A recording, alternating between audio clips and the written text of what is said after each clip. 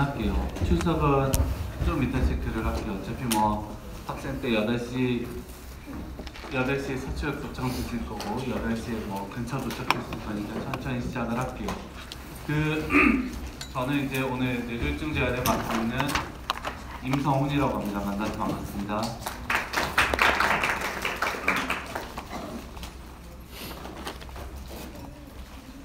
제가 원래 약간 돌아다니면서 강의를 하니까 슬라이드 보면서 하시고 중요한 내용은 배포한 강의용 슬라이드에 다 있고요.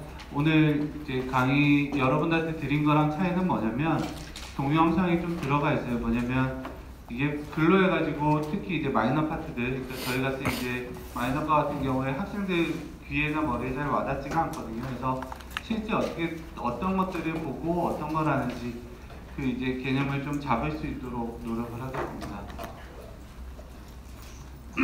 이제 지금 신경계 강의를 계속 하고 있는데 급성기 신경과나 신경외과에서 보는 치료하고 재활학과에서 보는 치료의 가장 큰 차이는 뭐냐면 똑같은 이제 CT 사진을 가지고 15살짜리 꼬맹이가 왔을 때 그 친구가 15살짜리가 오른쪽 판마비가 돼서 응급실로 왔죠. 그럼 맨 처음에 신경외과에서 볼 때는 의식이 없고 출혈이 있으니까 치료를 합니다. 근데 이제 그 재활학과로 전과가 될 때는 보통 한 발병하고 일주일쯤 지났을 때 수술하고는 직후가 되겠죠. 아직 의식은 안 찾았을 때거나 아니면 의식을 찾았지만 엄마 아빠 못 알아보세요. 그러면 재활학과에서는 저는 신경외과나 신경과나 그쪽 의사들하고 차이는 뭐냐면 저한테 물어보는 게 다르죠. 처음에는 잘했으면 전과가 될 때 저한테 엄마가 물어보는 거는 멘탈이 안 깼으면 얘 이제 정신 차릴 수 있냐부터 걸을 수 있냐, 손 쓸 수 있냐, 인지가 괜찮냐. 근데 이제 대부분 일반적인 보호자분들은 이제 인지적인 면에 대해서는 대부분 처음에 간과하거든요. 그러니까 맨 처음 물어보는 게 보통은 우리 다시 걸을 수 있나요? 우리의 손마비 풀리나요? 그리고 좀 말 못하면 말할 수 있나요? 그런 것들을 물어보고요. 재활학과에서는 아주 초기에 그 부분이 지나고 나서 지금 얘기한 우리가 살면서 필요한 이 기능들을 끌어내주는 게 재활학과에서의 역할이고요. 저는 뇌졸중 재활을 전문으로 하는 의사로서 제가 이제 연구하는 분야도 여기랑 똑같이 일치되게 이 사람의 예후가 과연 걸을 수 있느냐 안 걸을 수 있느냐를 어떻게 추정할 것인가에 이제 어느 정도 포커스가 되어 있어요. 이제 그러면 뭐 이제 학생들이 사실 처음부터 다 와 있을 거라 생각하지 않았기 때문에 학습 목표 들어가기 전에 실제로 이 사람이 이제 우리가 이렇게 한번 살짝 잘 치료하는 과정을 보자면 맨 처음에 환자 마비가 오죠, 그죠? 그러고 나서는 손가락을 쓰거나 할 수 있는 연습이 안 되고요. 여기 보시면은 그 핸들을 픽세이션 하는 것, 즉, 그러니까 팔을 가만히 대고 공을 붙잡고 있는 것도 흔들흔들 하잖아요. 즉, 시작하는 거는 근위부 근육이나 손목이나 이렇게 해서 먼저 시작을 해서 어느 정도 손을 사용하려면 손을 사용하기 전에 손과 관련된 대근육이 사용이 돼서 공이라도 들고 있을 수 있게 처음에 만드는 게 목적이라면 그 다음은 아까하고 차이는 뭐냐면 아까는 들고 버티는 거잖아요. 그거를 지금 이 과정이 사실 슬라이드 3장으로 했지만 이 친구는 지금 아까 출혈이 있었던 그 친구인데 얘는 지금 제외를 오지 않아요. 왜냐? 이제 대학생이 됐고 티컬레가 없이 다 해결을 했는데 물론 손 쓰는 건 좀 늦죠. 근데 이 과정을 만드는 데까지 실제로는 1년 반 정도 걸렸던 것 같아요. 근데 이제 처음에 팔을 드는 것부터 먼저 해서 이제 그때 손이 덜 흔들리게 되니까 손을 쓰려면 어떻게 해야 돼요? 손목이 고정이 돼야 되잖아요. 그래서 그 다음 과정으로 또 손목이랑 포커스를 좀 낮춰서 들어갔었죠. 그리고 나서 그 다음에는 손가락 연습을 해야 되는데 자, 어때요? 아까보다 훨씬 낫지만 손이 흔들흔들하죠? 그러니까 타이머트 코어디네이션이 이거 소리가 나면 안 되는데 소리는 잠깐만요. 제 목소리가 슬라이드 중에 좀 나오면 창피해지니까 우리 서로 좀 창피할 일은 하지 맙시다.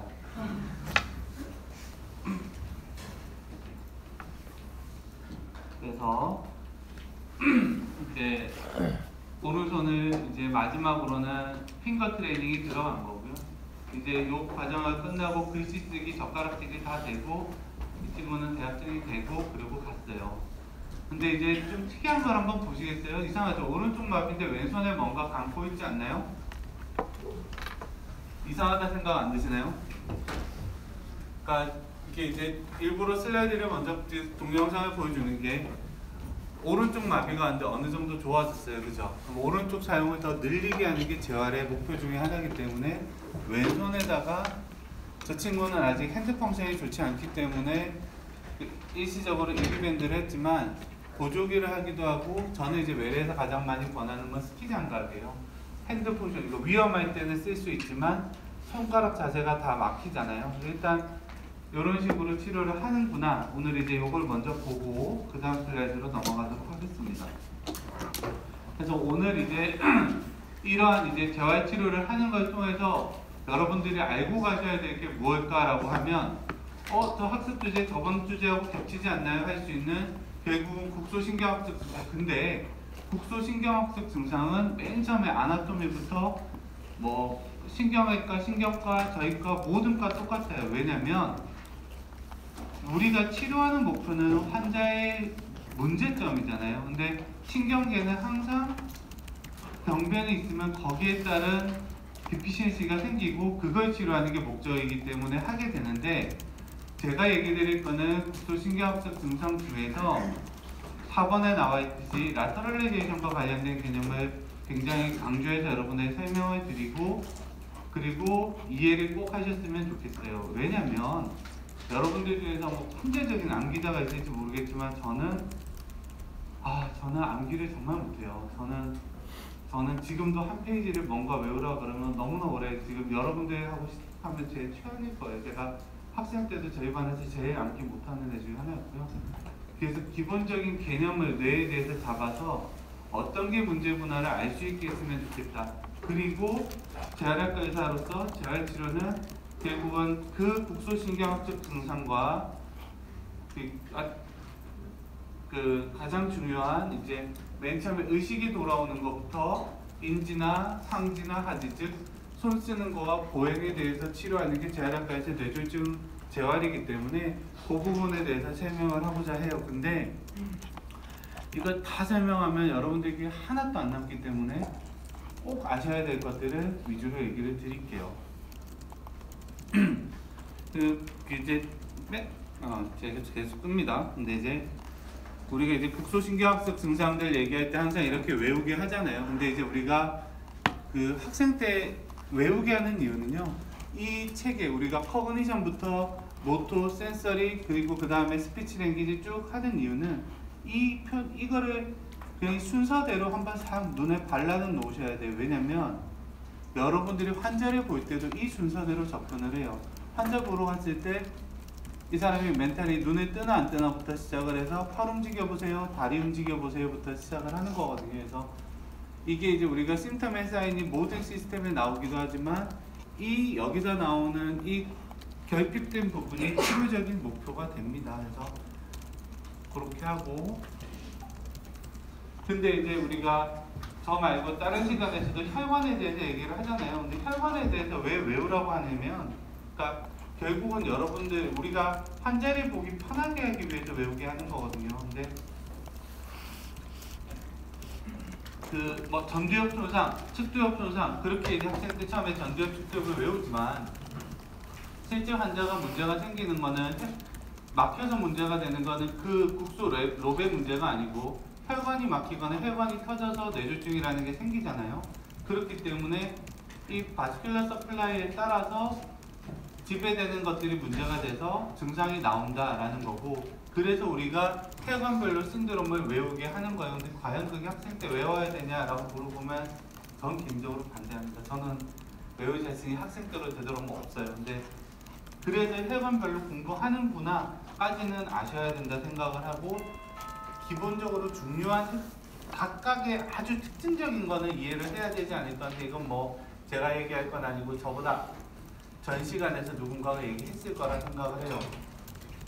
그러면 오늘 제가 얘기 드리려고 하는 가장 중요한 핵심은 라터럴리제이션이에요. 이거는 시험에도 똑같은 개념으로 내고 있고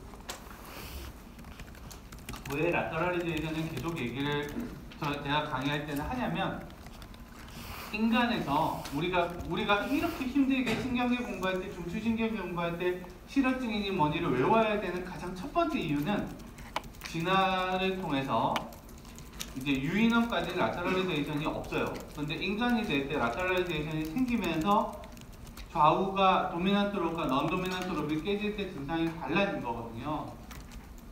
그러면 이 라터럴리제이션이 개념이 왜 생겼나요? 라고 하면 이거는 잠깐 이제 아주 무식한 칠판 이쪽 써도 되죠? 몇 년 만에 쓴지 모르겠지만 우리가 이제 저는 시골 출신, 부산 출신이에요.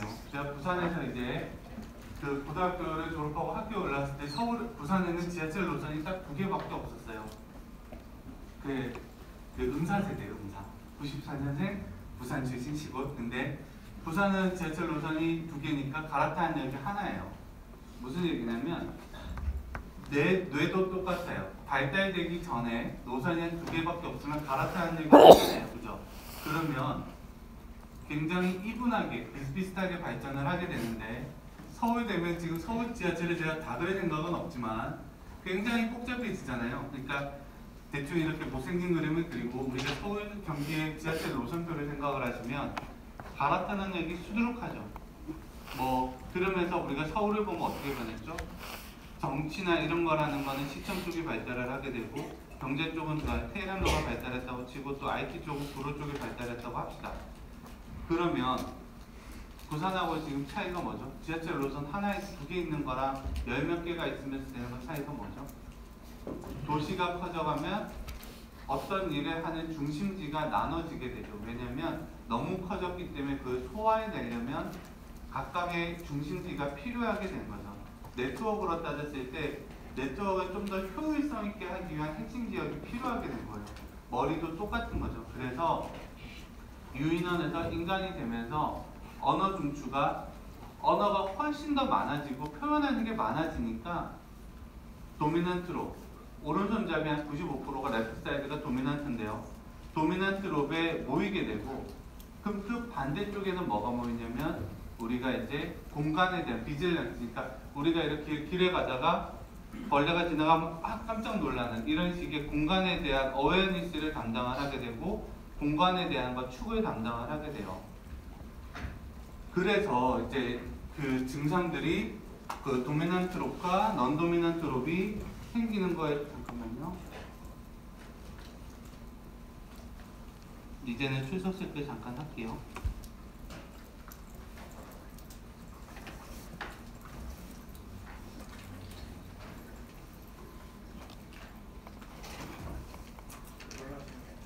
알고 있어요. 요거는 이제 안 쓰나요? 작년까지는 쓰더니 이제 완전 고정났어요. 학생들한테는 좋아졌네요. 저 때는 이런 거 없었어요.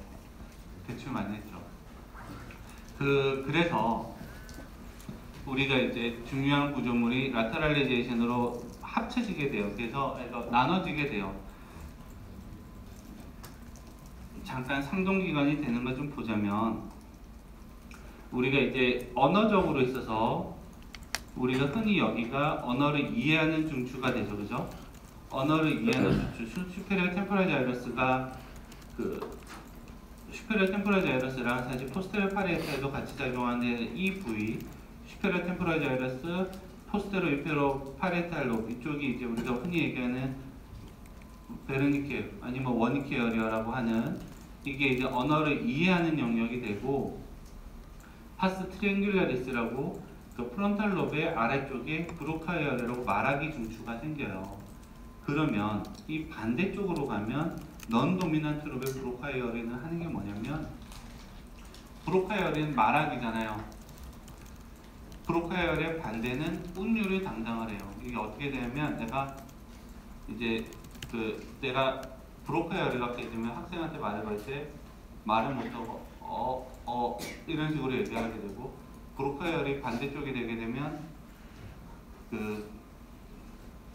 만약에 자는 학생 이 친구가 자고 있어도 학생 자지마 아니고 학생 자지마가 되는 거예요. 우리가 그 모든 그 노래나 그 말고도 모든 거에 있어서 운율은 넌 도미넌트로 브로카를 담당하게 되고, 그래서 우리가 그거를 프로소디라고 하거든요. 그래서 프로소디를 넌 도미넌트로의 브로카에 상응되는 에어리어에서 하고 있다라는 거고, 저 이제 슈페리어 템포럴 자이러스의 반대쪽에서는 뭘 하냐면 아까 공간에 대한 역할을 한다고 그랬잖아요. 깜짝 놀라는, 우리가 이제 주변 사물에 대해서 계속 뭔가 경계를 하는 것뿐만 아니고요. 인간의 사실은 공간에 대한 축이라는 것 자체는 내가 정면을 봤을 때요. 제가 오늘 강의할 때 오른쪽으로 좀 더 많이 가지 않나요? 그죠? 이게 이제 인간의 축이 180도가 이분하게 똑같은 게 아니고요. 정면을 바라봤을 때 오른쪽으로 해서는 5도에서 10도 정도 시프팅이 돼 있어요. 그래서 내가 받아들이는 공간은 이게 아니고요. 요렇게를 받아들이게 돼요. 자, 여기서 왜 그럼 이게 이렇게 되죠? 라고 했을 때 넌 도미넌트 롭의 슈페리어 템포럴 자이러스랑 인페리어 파레탈 로뷸이 받아들이기 때문에 한쪽이 도미넌스가 있기 때문에 그 반대쪽 에어리어를 더 잘 받아들인다는 견해도 있고요. 사실은 이게 핸드의 도미넌스 때문에 브레인의 도미넌스가 생겼다는 얘기도 있지만 이건 알 수가 없어요. 브레인의 도미넌스가 이제 핸드의 도미넌스, 왜냐면 공간을 우리가 이쪽을 더 잘 파악이 되기 때문에 이쪽에 있는 손을 더 많이 쓰게 된 건지, 손을 더 많이 이걸 쓰게 되면서 공간을 한쪽을 받아들이게 됐는지는 알 수가 없어요. 그죠? 우리는 뭐 이거 연구하는 그 썰을 푸는 사람이 아니고 의사고 과학자니까 이제 그렇기 때문에 우리가 받아들이는 공간이 이분하지 않고 그 약간의 오른쪽으로 시프팅이 돼 있고, 이제 그런 식의 개념으로 봤을 때 넌 도미넌트 롭은 공간을 받아들이는 거가 굉장히 중요한 역할을 해요. 그러면 쭉 이렇게 설명을 했는데, 그러면 브로카 에어리어가 깨지면 아까처럼 말을 못한다라고 됐고, 베르니케 에어리어가 깨지면 제가 학생한테 학생 이게 이거예요 라고 했을 때 학생이 못 알아듣게 되는 거고, 넌 도미넌트 롭의 파스 트리앙귤라리스가 깨지게 되면 아까 얘기했듯이 프로소디가 깨져서 조심해! 라고 했을 때 조심해로 들려요, 환자가. 그게 그러니까 우리가 문제가 되는 거는 대부분 생활에서 위험을 감지하는 거는 리듬으로 감지하고 운율로 감지하기 때문에 안전사고 위험이 훨씬 높아지는 거고, 그리고 넌 도미넌트 롭의 인페리어 파레탈 로뷸이 깨지게 되면 공간이 깨지게 되니까 심하게 가볍게는 왼쪽에서 오는 차를 인지 못해서 사고가 날 수 있겠고, 심하게는 왼쪽에 있는 자기 몸으로 받아들이지 못하게 되는 거죠. 그래서 지금 이제 여기서 들을 때는 이해가 잘 안 가요. 자기 몸을 왜 못 받아들이지? 라고 하지만 자기의 왼쪽 팔, 왼쪽 다리, 왼쪽에 있는 음식을 받아들이지 못해요. 그래서 왼쪽을 꼬집어도 아픈지를 모르고 왼쪽에 대해서 왼쪽에서 오는 자극 자체를 반대쪽에서 억눌러 버려서 하나도 안 들어가게 되죠. 그래서 이제 라테럴리제이션에 있어서 발생하는 가장 큰 중심의 두 가지 이제 변화는 언어, 실어뜸과 공간에 대해서는 니글렉이라고 하는데, 비주얼 스페셜, 공간에 대한 어텐션이 망가지는 게 돼요. 이제 오늘 제가 얘기하려는 거에 한 60~70%가 이 부분이라서 길게 여기서 이 슬라이드에서 설명을 했고요. 이제 반복적으로 잠깐 얘기를 하자면 언어 중추는 여기서 이해를 하고 브로카 에어리어에서 말하기를 할 때는 또 이제 말과 관련해서 프라이머리 모터나 서플리먼트 모터나 프리모터가 같이 액티베이션이 되겠죠. 그리고 브로카 에어리어랑 웨니케 에어리어를 연결해주는 게 아큐에이트 파시큘러스였어요. 그래서 얘가 깨지면 말을 못할 거고 얘가 깨지면 이해를 못하고 둘 다 깨지면 아무것도 못하는데, 이 가운데가 깨지면 어느 정도 이해하고 어느 정도 말하긴 하는데 따라해보세요 하는 리피티션이 힘들어요. 이해되죠? 반대쪽이 깨지게 어텐션 매트릭스가 깨지게 되면 우리가 이제 그 어텐션 매트릭스가 두 개죠. 눈을 뜨게 하는 기본 어텐션은 전체 브레인이 다 레티큘러 액티베이팅 시스템을 통해서 작용을 하지만, 공간에 대해서 작용하는 탑다운 방식의 컨트롤을 할 때는 이제 역시 둘 다 작용을 하고, 하지만 공간에 대해서는 이쪽이 훨씬 더, 즉 언어도 똑같지만 여기도 100%는 아니지만 훨씬 더 많이 중요한 부분을 차지하고 있어요. 그래서 상응되는 부위가 공간에 대한 개념을 파악하게 해주고 공간을 받아들이게 한다라고 생각을 하면 되고요. 플라스티시티는 항상 저 학생 때부터 있었기 때문에 넣어놓긴 했는데 무시하세요.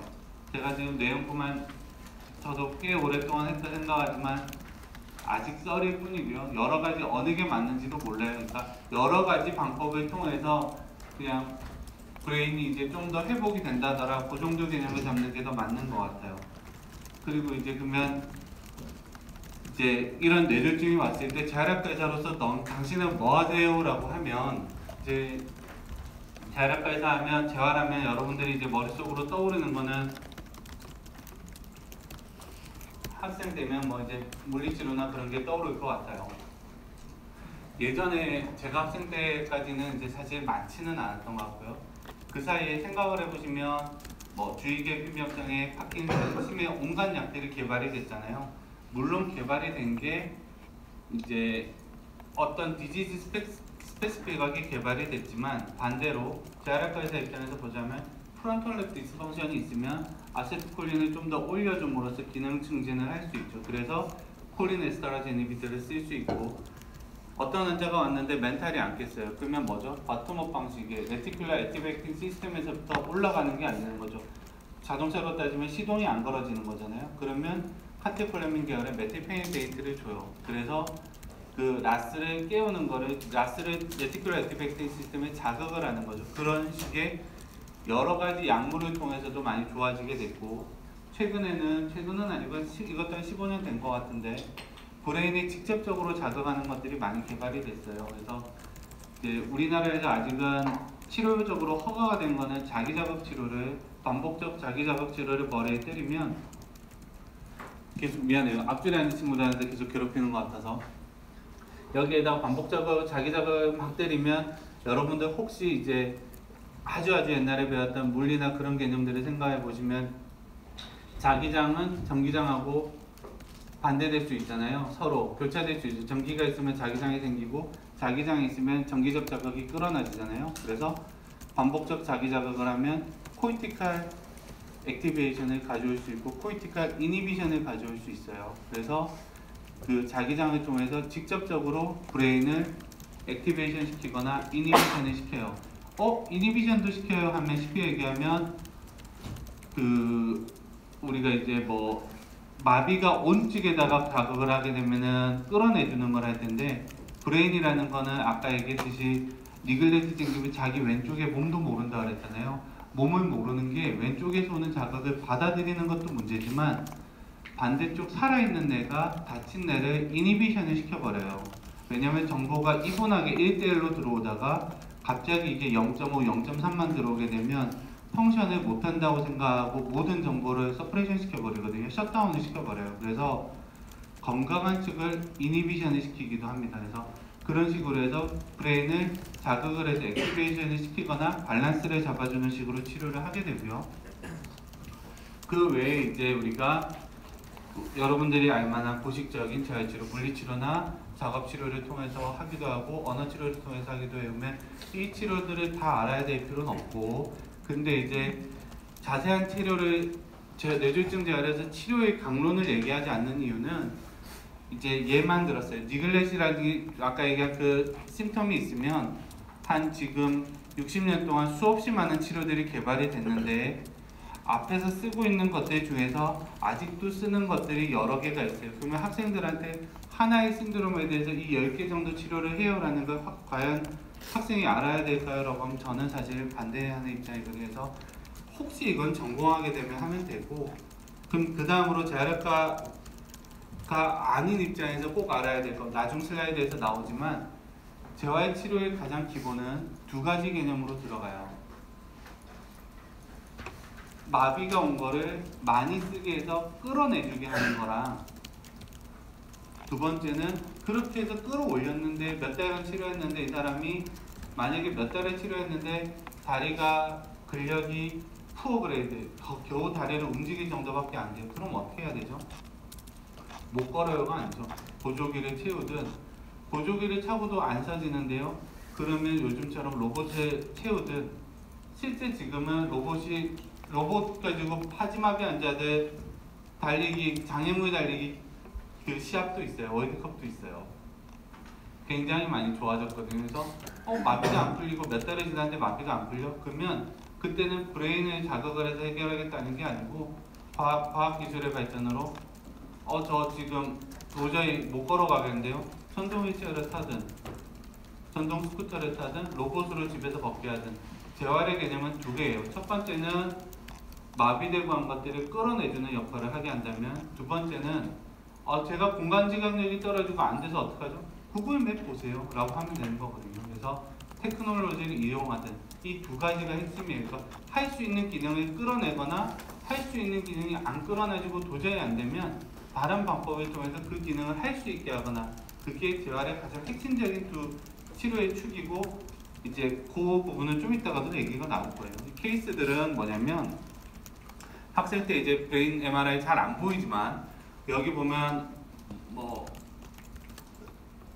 라이트 프론탈은 다 깨져 있고 미드라인 쪽으로도 굉장히 심하게 문제가 있잖아요. 나이도 많고.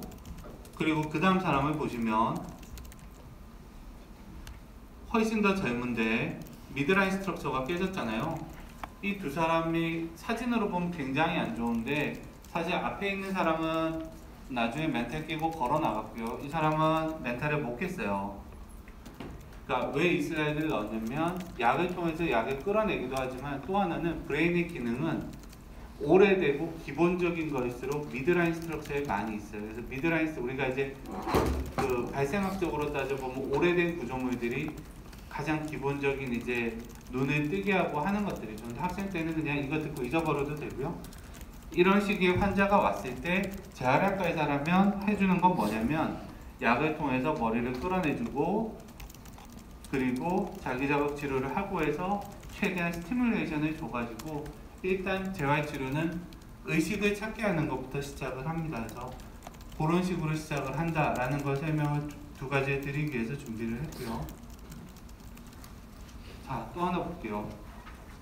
이 친구 같은 경우는 16살짜리 AVM 업사인데 넌도미넌트 룹이 깨지면서 슈페리어 템포랄부터 해서 그 프리모터 에어리어, 서플리먼터리 모터 에어리어가 다 깨졌죠. 스티라툼까지 깨졌잖아요. 그래서 이제 그 시비어한 평마비로 왔고 거의 이제 완전 마비로 왔는데 이 친구 같은 경우는 우리가 이제 치료적으로 접근을 할 때 처음에는 서고 그 다음 걷게 하고 하는데 그 다음에 왼손이 끌어내지지가 않는 거예요. 왼손이 끌어내지지 않을 때 어떻게 한다고요? 일부러 이제 반복적인 학습을 하기 위해서 하는 건데 그렇게 되면 왼손을 쓰게 하고 그 다음 안 되면 오른손을 장갑을 쥐어서 안 쓰게 하고 사실 이거를 계속 얘기하는 이게 치료 방법이 이름이 있어요. Constraint Induced Movement Therapy인데요. 왜 그러면 이런 식의 개념으로 접근을 하죠? 인간이 아까 얘기 안 했던 것 중에서 영장류부터가 가능한데요. 영장류부터 사람까지가 만약에 이제 이거는 굉장히 잔인한 7, 80년대 실험에서 나왔는데 원숭이를 한쪽 팔을 부러뜨려 가지고 고정을 해놓는 거예요. 이제 굉장히 악명 높은 실험이에요 사실은. 근데 그래 놓고 나서 여기를 묶어버렸어요. 그리고 한 6개월쯤 지나고 3개월도 6개월인가 지나고 풀어줬는데 뼈는 붙고 나머지 다 살아있는데요. 이 손을 쓰지를 못하는 거예요. 왜 쓰지 못하지? 그래서 이제 과학자들이 얘기한 거는 learned non-use, 사용하지 못하는 거에 대한 학습인 것 같다라고 얘기를 했어요.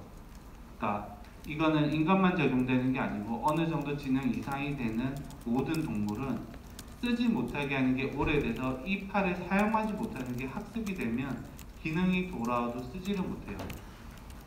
우리가 이제 편마비 환자가 있는 경우에 항상 문제가 되는 거는 편마비든 실어증이든 마찬가지예요. 그러니까 아까 얘기했던 많이 쓰게 하는 포스트 유즈, 많이 쓰게 하려면 이제 요 학습 못하는 거에 대한 무의식적으로 쓰지 못하는 학습을 깨줘야 되거든요. 그렇게 해서 이제 운동치료나 작업치료나 언어치료에서 constraint induced라는 말이 붙게 돼요. 그래서 운동하는 거에 있어서는 건강한 손을 못 쓰게 하는 게 constraint induced movement therapy라면 언어치료를 하자면 비언어적인 거, 우리가 얼굴 보고 표정으로 의사소통을 하거나 손동작으로 의사소통하는 이거를 막고 무조건 말로 하세요라고 얘기를 해요.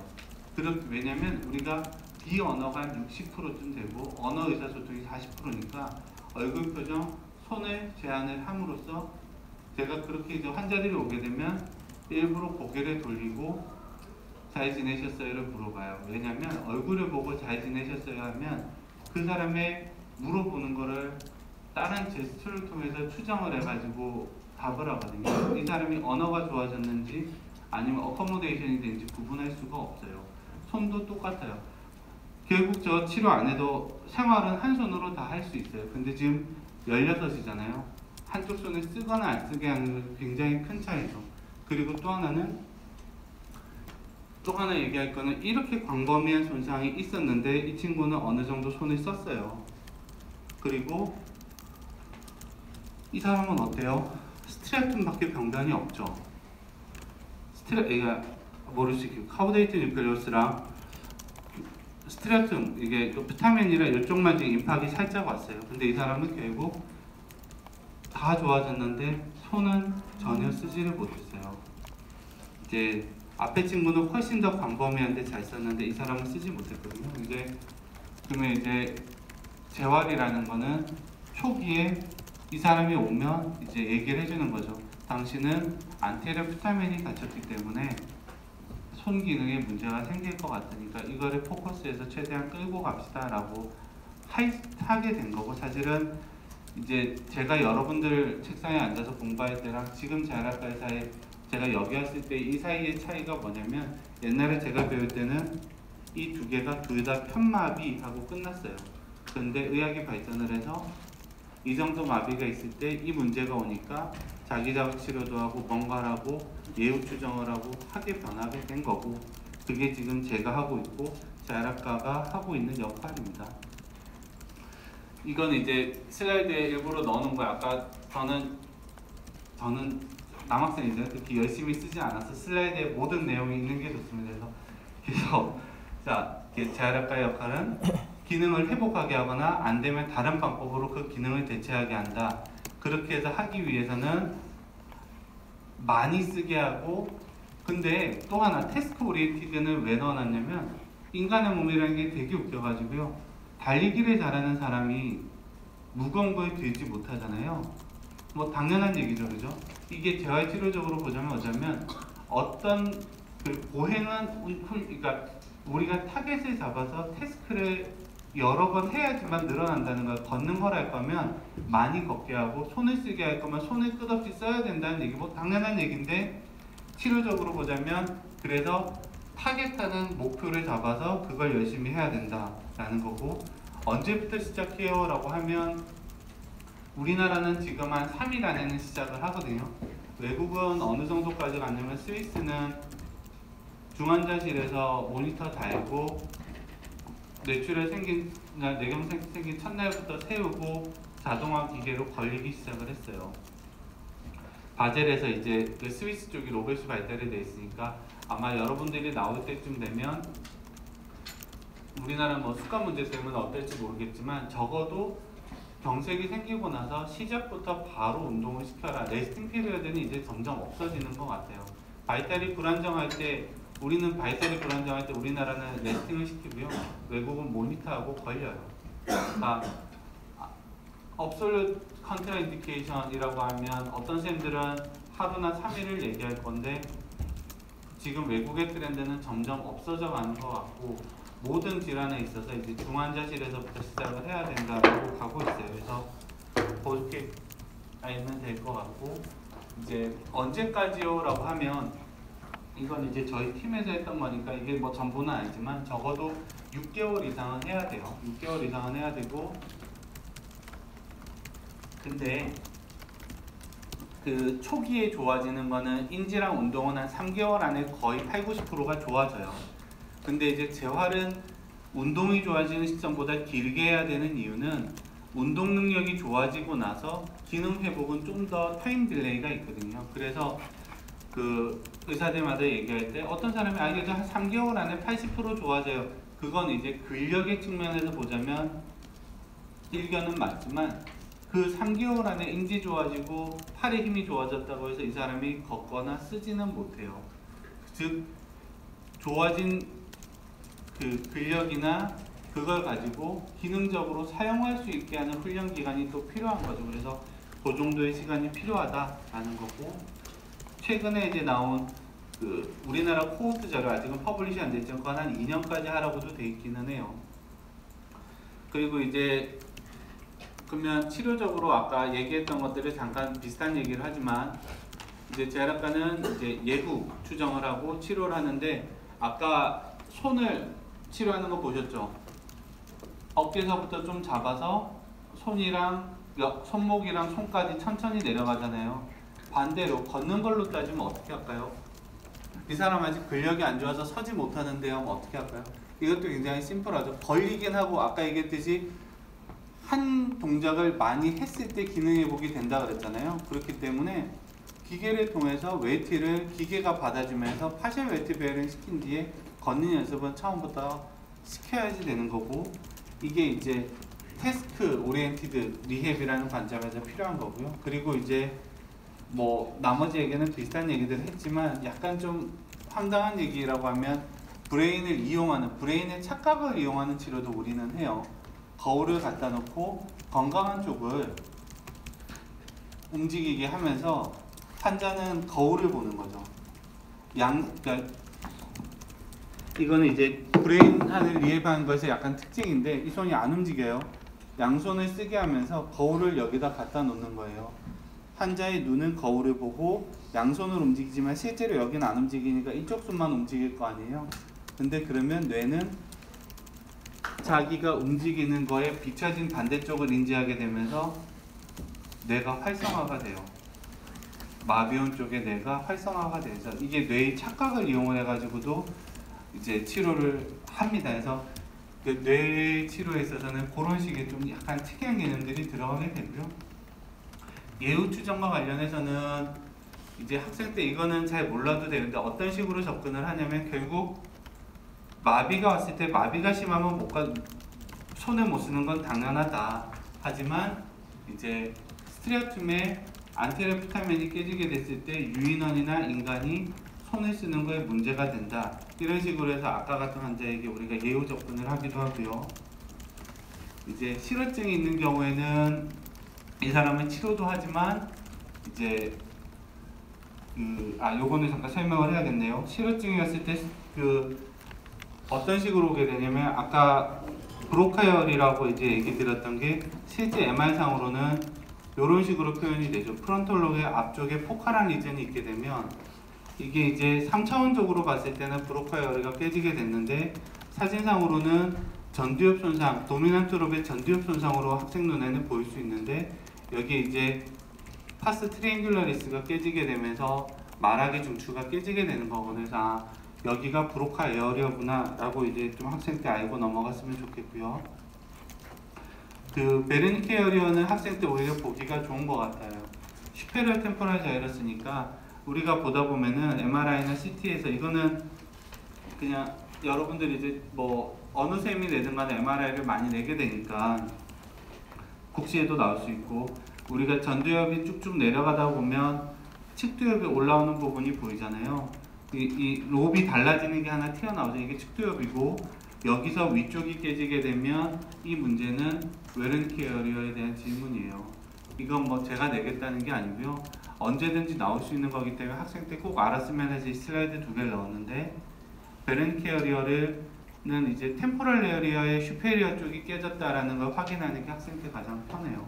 그래서 지금 뭐 정확한 아나토미를 MR상에서 학생 때 절대 디텍션 할 수가 없거든요. 그래서 이 정도는 개념을 잡아주는 게 나중에 국시를 끝낼 때까지는 좀 도움이 될 것 같아서 준비를 했고요. 이제 연구적으로 따지자면은 언어 중추에서 이제 어디가 어느 쪽이 더 문제냐라는 것들을 찾고 있고, 아까 얘기했던 그런 리피티션이 안 되는 아큐에이트 파시큘러스 같은 경우가 이제 테크니컬하게 이제는 그림을 그릴 수가 있어지면서 여러 가지 방법으로 사용을 하고 있어요. 그리고 언어 치료로는 2가지를 씁니다. 아까 얘기했듯이 사용을 억지로 더 하게 해야 되니까 CIST, 그래서 말하는 거를 제외한 나머지 것들을 의사소통을 제한하는 치료를 하게 되고 그걸 CIST라고 하고요. MIT는 뭐냐면 언어 중추가 깨졌는데 반대쪽 롭은 살아있잖아요. 반대쪽 롭이 프로소디, 운율이라고 그랬으니까 환자가 언어는 회복이 안 돼도 노래로서 환자한테 몇 가지 한 30개 정도 단어를 외우게 하는 거죠. 뭐냐면 안녕하세요는 못하거든요. 근데 안녕하세요 하면 이 사람한테 노래로서 언어로서 인사한다가 아니고 새로운 노래의 한 음절로서 외우게 하는 거죠. 그러면 이게 무슨 의미가 있죠? 기본적인 우리가 쓰는 단어들이나 이런 의사소통을 20개나 30개 정도를 외우게 하면 그 사람이 의미를 파악하지 못해도 적절한 상황에 그 음절의 노래를 통해서 사회화를 할 수 있어지는 거죠. 그래서 꼭 언어를 다 회복해야 되는 아니에요. 언어가 안 회복된다면 그런 식으로 이 사람한테 노래로서 외우게 해서 딴 사람한테 말을 할 수 있게끔 한다라는 그 개념으로 접근을 해요. 그러면 이거는 어떤 개념이냐면 하나는 CIST는 뭐죠? CIST는 넌 도미넌트 롭의 펑션을 건강한 측의 롭을 사용하지 못하게 하는 게 CIST의 개념이잖아요. MIT는 뭐냐면 깨진 임페어먼트가 너무 심해서 말하기가 어차피 안 되니까 살아있는 롭을 통해 가지고 그 기능을 대체시키는 거죠. 이해되시나요? 왜냐면 이걸 얘기를 하는 이유가 두 개가 치료적인 타겟이 다르잖아요. 건강한 측을 하나는 억누르는 거, 하나는 사용하는 거예요. 옛날에는 CIST 개념이 없을 때는 다 MIT로만 했는데 지금은 초기에 CIST를 하다가 어느 정도, 그러니까 이 사람의, 그래서 예후 추정이 중요한 거죠. 이 사람이 돌아올 것 같으면 MIT를, 그러니까 CIST를 해서 끌어내줘야 되는 거고, 이 사람이 롭이 다 깨져가지고 어차피 언어가 안 돌아올 것 같아요. 브로카이어리가 완전히 망가져서 안 될 것 같아요 라고 한다면 노래로서라도 의사소통을 하게 하는 게 사실 저희 역할이거든요. 그래서 그렇게 접근을 하고 있어요.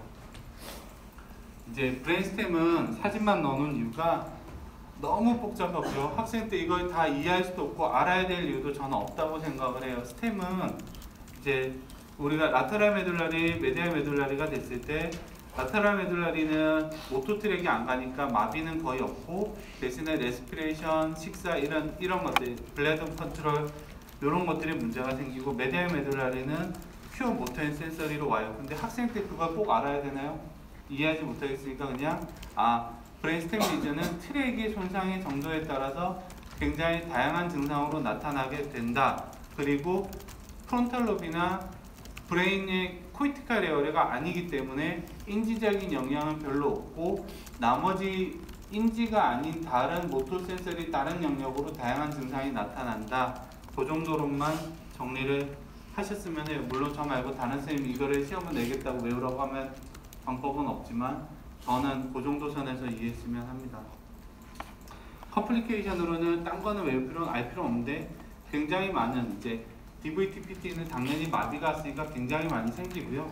그리고 이제 CIPS는 우리가 오토노믹 디스레귤레이션이 생기기 때문에 CIPS가 생각보다 많이 생겨요. 근데 이제 TV에서 보는 CIPS랑 달리 브레인 손상 이후 CIPS는 거의 다 나아요. 그러니까 이런 게 있을 수 있고 디프레션은 두 가지, 뇌 손상 자체가 디프레션을 유발하기도 하고요. 하나는 인지가 좋아지면서 우울해져요. 마비가 안 풀리고 마비가 오래 가니까. 그러니까 두 가지 원인이 있죠. 뇌 손상 자체, 두 번째는 마비. 그것 때문에 우울해집니다. 그래서 이제 우리가 이런 식의 검사를 통해 가지고 진단을 하기도 하고요. 그냥 넘어갈게요. 몇 가지 잠깐. 이건 이제 뇌 손상 이후에 라이터 스크램프라고 손이 굉장히 이제 움직이기 힘들어지는 증상들이 나오기도 해요. 근데 스트레아툼 인저리가 굉장히 많이 동반이 되어 있다라는 그런 얘기들이 있는데 학생들한테 보여주고 싶었던 건 뭐냐면 재활학과 의사가 하는 게 되게 지금까지 얘기 들으면 되게 크로닉하고 재미없고 해 보이잖아요. 그래서 최근에 이제 그 환자들 중에서 좀 간단한 치료를 하나 보여주자면 저한테 이 사람이 왔는데 이 사람이 저한테 왔을 때가 뇌경색이 한 올해 1월인가 2월이었으니까 뇌경색 생기고 6개월에서 5개월, 6개월 지나고 왔거든요. 5개월, 6개월 지나고 왔는데 뇌경색 생기고 나서 마비가 거의 안 남았어요. 그래서 핸드 펑션이 어느 정도 되다가 시간이 지나면서 손을 잘 못 쓰겠다고 찾아온 거죠. 근데 다들 이제 사진을 찍었을 때 조금만 뇌손상밖에 없으니까 아 이것 때문은 아닌 것 같고 모르겠습니다 라고 하면서 이제 뉴로서전이 저한테 보냈어요. 이거는 자기네 쪽에서 해결한 문제가 아닌 것 같으니까 한번 봐달라고 봤는데 여기 보시면 약간의 이제 피타미널 인저리와 카우데이트 인저리가 있잖아요. 그래서 이 사람은 이제 뇌경색이야 세컨더리로 라이트 스탬프가 생겼구나라고 생각을 했거든요. 한번 잠깐 이게 이제 그러니까 왜 우리가 공부를 해야 되는지를 위해서 잠깐 준비를 했어요.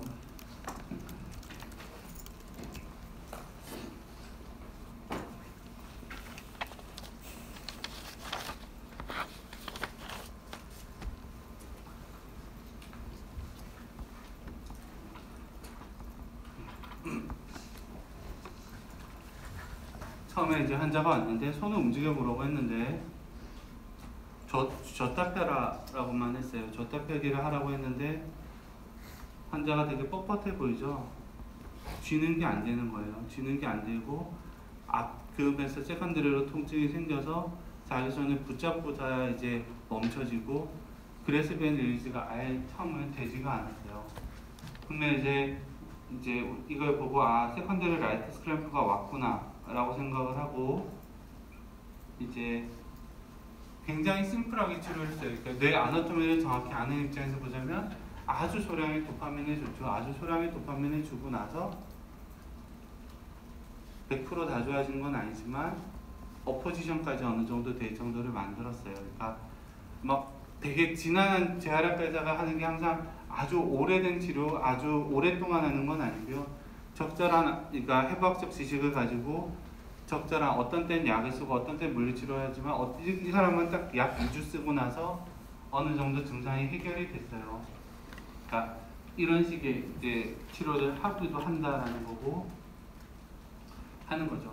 이제 오늘 수업을 통해서 거의 정리하는 말인데 여러분들이 꼭 아셔야 될 거는 증상이나 기본적인 재활치료의 개념, 그러니까 꼭 알고 넘어가야 될 거 라테랄리제이션의 개념. 두 번째는 재활치료라는 거는 그 마비온 쪽을 쓰게 만들거나 쓰지 못하게 된다면 다른 기능을 통해서 끌어내주는 게 목적이다라는 거. 요 큰 그림으로 요 정도의 개념을 잡고 라테랄리제이션의 개념으로는 아파지아랑 니글렛 정도를 꼭 개념을 잡고 가셨으면 좋겠어요.